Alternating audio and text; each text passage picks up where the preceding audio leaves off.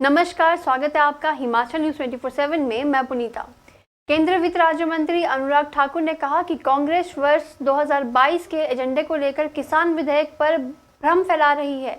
Tractor पर सोफे की सीट लगाकर कांग्रेस नेता विरोध प्रदर्शन करने जा रहे हैं। भाजपा जो कर रही है उसके बाद कांग्रेस विरोध करना शुरू कर देते हैं। अनुराग ठाकुर ने कहा कि किसान विधेयक को लेकर कांग्रेस का दोहरा चेहरा जनता के सामने आ चुका है। रविवार को धर्मशाला में प्रेस वार्ता को संबोधित करते हुए अनुराग ठाकुर ने कहा कि 72 वर्षों में जो नहीं हुआ वो मोदी सरकार ने 6 सालों में कर दिया है। अनुराग ने आरोप लगाया कि जब कोविड के समय भाजपा की सरकार आम जनता की मदद में जुटी थी, उस समय भी कांग्रेस किसानों के नाम पर राजनीति कर रही थी। उन्होंने कहा कि एमएसपी पहले भी थी, अब भी है और आगे भी रहेगी, जब भी कांग्रेस इसको लेकर भी किसानों को गुमराह कर रही है। केंद्र सरकार के द्वारा, मोदी सरकार के द्वारा पारित 2 ऐसे विधेयक जो किसानों के जीवन में बड़ा बदलाव लाएंगे, उन पर ही रहेगा। जो 72 वर्षों में किसानों के लिए शायद ही किसी सरकार ने इतना किया हो जितना मोदी सरकार ने पिछले 6 वर्षों में किया है। कोविड के दौरान भी 9 करोड़ किसानों को 38,000 करोड़ रुपया मोदी सरकार ने सीधा उनके खातों में पैसा ट्रांसफ़र करके लाभ दिया है। पिछले 6 महीने में कोविड के समय भी लगभग 1 करोड़ 29 लाख नए केसीसी जारी किए गए, किसान क्रेडिट कार्ड, और इसके माध्यम से 1,12,000 करोड़ रुपए की क्रेडिट लिमिट कृषकों को मंजूर की गई। अगर कृषि का बजट भी देखें तो कांग्रेस के समय मात्र कुछ हज़ार करोड़ होता था, यूपीए सरकार के समय, जो अब बढ़कर कई गुना ज़्यादा हो गया है।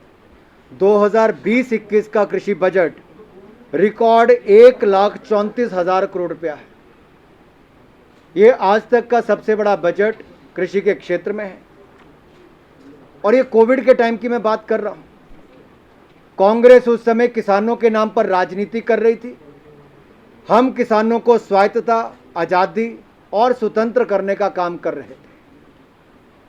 कांग्रेस पंजाब, हरियाणा में और विशेष तौर पर पंजाब में 2022 के चुनाव को देखकर किसानों के नाम पर राजनीति कर रही है। हम 2022 तक किसानों की आय को दुगना करने का काम मोदी सरकार करने का प्रयास कर रही है। कुछ लोग ट्रैक्टर पर सोफे की सीट लगाकर आंदोलन करने जाते हैं किसानों के लिए। इससे उनका असली चेहरा देखने को नजर आता है। एक और मैं कहना चाहूँगा, यही कांग्रेस पार्टी विधानसभा के चुनाव से पहले कहती है कि मंडी एक्ट में बदलाव लाएंगे, किसानों को और स्वतंत्रता और आज़ादी देंगे, नए अवसर देंगे और तरह तरह के प्रावधान किसानों को लाने के लिए बात करती है। लेकिन सत्ता में आने के बाद कुछ नहीं करती। 2013 में भी राहुल गांधी जी और एक केंद्रीय मंत्री ने प्रेस कॉन्फ्रेंस करके कहा था कि उन्होंने 11 राज्यों के यूपीए के मुख्यमंत्रियों से बात की और वो सब लोग एपीएमसी एक्ट में बदलाव करने के लिए तैयार हैं। अगर वो उस समय तैयार थे तो किया क्यों नहीं? क्योंकि उनके लिए केवल ये राजनीतिक मुद्दा था। 2014 में केवल एक राजनीतिक मुद्दे के रूप में लेके जा रहे थे, लेकिन देश की जनता ने कांग्रेस को उस समय भी नकारा। 2017 में पंजाब के विधानसभा चुनाव में मुद्दा बनाकर लेकर गए। 2019 के चुनाव में उन्होंने अपने एजेंडा में इसको लिखा, मैं आपको वो भी दिखाऊंगा, जो इनका घोषणा पत्र था। लेकिन जब भारतीय जनता पार्टी की सरकार, नरेंद्र मोदी की सरकार कर देती है तो उसका विरोध कांग्रेस पार्टी करती है। इनका दोहरा चेहरा साफ नजर आता है। ये कभी भी किसानों की भलाई होते नहीं देख सकते थे। पहले मैं सेंट्रल यूनिवर्सिटी पर कह दूं, सेंट्रल यूनिवर्सिटी को अगर खामियाजा भुगतना पड़ा तो वापस कांग्रेस की वोट बैंक की राजनीति का। जिला कांगड़ा के ही दोनों हिस्से हैं, देरा भी धर्मशाला भी। पहले दिन से ये तय था जब प्रदेश में धूमल जी की सरकार थी और केंद्र में यूपीए सरकार थी कि इसका कैंपस एक देरा में बनेगा और एडमिनिस्ट्रेटिव कैंपस धर्मशाला में बनेगा। इसमें बड़ी क्लैरिटी थी, लेकिन जमीन उपलब्ध ना होने के कारण 5 साल तक कांग्रेस ने पहले इसको लटकाए रखा और फिर जहां पर फॉरेस्ट क्लियरेंस होनी थी देरा में हो गए तो उसके पैसे जमा नहीं कराते थे। हमने आते ही 1 साल के अंदर पैसे जमा कराए, फॉरेस्ट क्लियरेंस भी कराई, सब कर दिया। अब ये सेंट्रल यूनिवर्सिटी का काम था कि इसकी एक डीपीआर बनती है, डिटेल प्रोजेक्ट रिपोर्ट, वो तैयार करके देनी थी। डिटेल प्रोजेक्ट रिपोर्ट इसकी बड़ी बना दी, बजट से ज़्यादा की बनाई और उसमें जब मीटिंग हुई इनको वापस निर्देश दिए गए कि अगर देश भर में 280-300 करोड़ रुपए तक देते हैं तो आप उतने तक की बनाइए।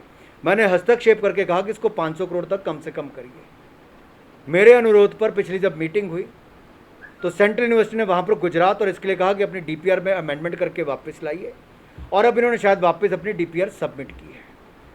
तो ये तो सेंट्रल यूनिवर्सिटी के लेवल पर जो डिले हुआ है और उसके पहले जो कांग्रेस की सरकार के कारण डिले हुआ उसका खामियाजा भुगतना पड़ा। ये दोनों सेंटर्स बनेंगे, देहरा और धर्मशाला, और हिमाचल प्रदेश को सेंट्रल यूनिवर्सिटी मिलेगी। लेकिन दुख इस बात का है कि कांग्रेस की राजनीति का शिकार ये हुई। नेशनल हाईवे हमारी सरकार ने दिए, लेकिन आपको एक देखना होगा देश भर में जहाँ पर भी नेशनल हाईवे बनते हैं उसमें टोल लगता है, ट्रैफिक पर निर्भरता बहुत रहती है, कितना ट्रैफिक आता है। ये ना आपसे छिपा है ना मुझसे छिपा है कि शायद जितना दिल्ली हरियाणा के रूट पर ट्रैफिक होगा उतना हिमाचल प्रदेश में नहीं होगा। ज़मीन की लागत शायद जितनी वहाँ पर होगी उससे ज़्यादा यहाँ पर होगी, कीमत जो है। उसके अलावा कॉस्ट ऑफ कंस्ट्रक्शन जो है यहाँ पर ज़्यादा होगा। तो जो भी रिपोर्ट आती है उसको एक स्टडी करने के बाद एक बनती है कि कितना ट्रैफिक होगा, कितना खर्चा आएगा, कितना ज़मीन अधिग्रहण की कीमत आएगी, और उसको नेशनल हाईवे अथॉरिटी प्रायोरिटी पर अलग अलग आपके प्रोजेक्ट्स को ले रही है और राज्य सरकार के साथ बातचीत करके ही उनको फाइनल किया जाएगा।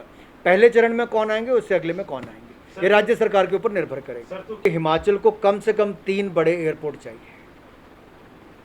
हिमाचल में जो टूरिज्म की संभावनाएं हैं वो कम से कम 2 या 3 बड़े एयरपोर्ट होंगे तो उससे उसका लाभ मिलेगा।